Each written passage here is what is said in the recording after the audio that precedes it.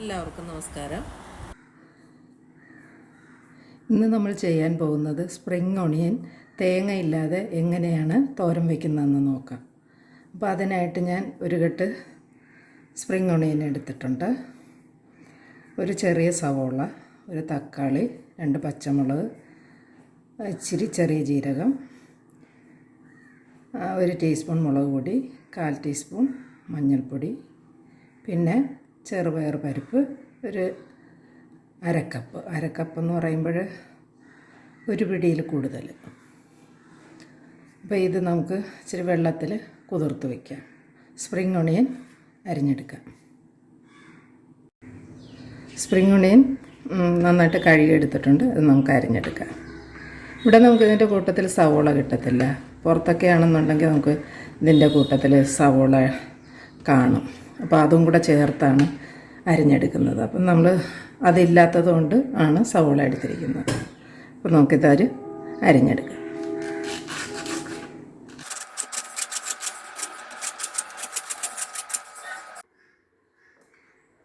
Spring ഓണിയനും സവോളയും തക്കാളിയും പച്ചമുളകും അരിഞ്ഞെടുത്തിട്ടുണ്ട്. തക്കാളി സ്കിൻ കളഞ്ഞാണ് എടുത്തിരിക്കുന്നത്.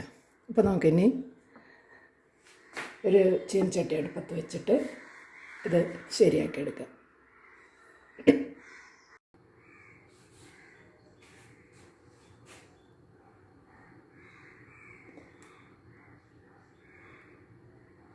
ഇതിലേക്ക് കുറച്ച് ഓയിൽ ഒഴിച്ചു കൊടുക്കുക. ഇത് ഞാൻ സൺഫ്ലവർ ഓയിലാണ് എടുത്തിരിക്കുന്നത്.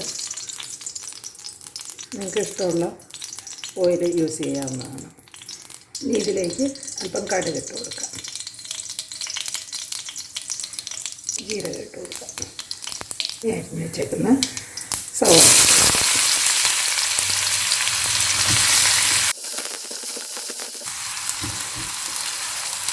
സവോള ഒത്തിരി വഴന്നു പോകണ്ട.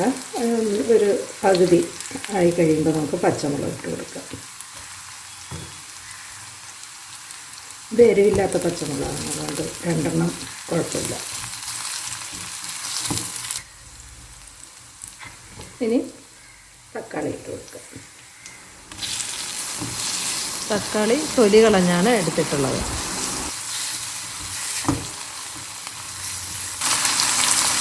ഇനി മഞ്ഞൾപ്പൊടി ഇട്ട് കൊടുക്കുക, മുളക് പൊടി,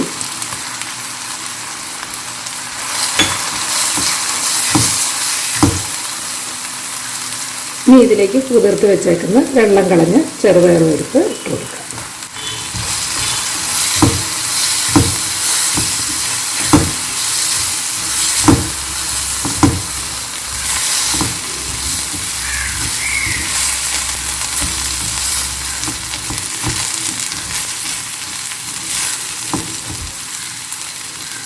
ഇനി പരിപ്പൊന്ന് വേകുന്നതിന് വേണ്ടി നമുക്ക് ഒരു 2-3 മിനിറ്റ് ഒന്ന് മൂടി വയ്ക്കാം. ഒത്തിരി വേകണ്ട.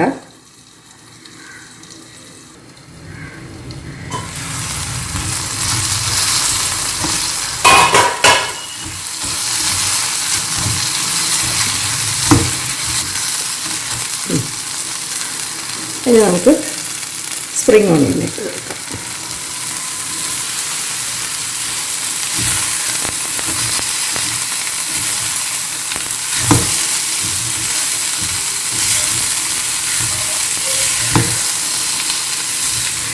ഈ സ്പ്രിംഗ് ഓണിയന് അധികം വേവില്ലാത്തതുകൊണ്ട് നമുക്ക് മൂടി വയ്ക്കണ്ട.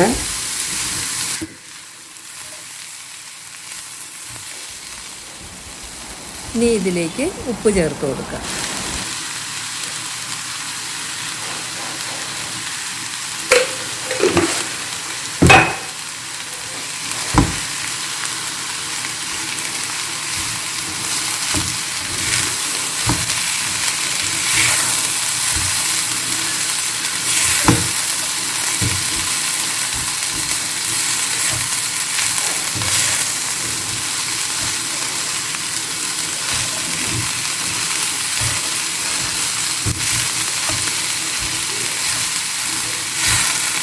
സ്പ്രിംഗ് ഓണിയൻ തേങ്ങ ഒതുക്കിയിട്ട് തോരൻ വെച്ചെടുക്കും. പക്ഷേ ഇത് ആരെങ്കിലും ചെയ്തിട്ടുണ്ടോയെന്ന് അറിയത്തില്ല, അതുകൊണ്ടാണ് നിങ്ങൾക്ക് വേണ്ടി ഇത് ചെയ്യുന്നത്. സ്പ്രിംഗ് ഒണിയൻ തോരൻ റെഡി ആയിട്ടുണ്ട്.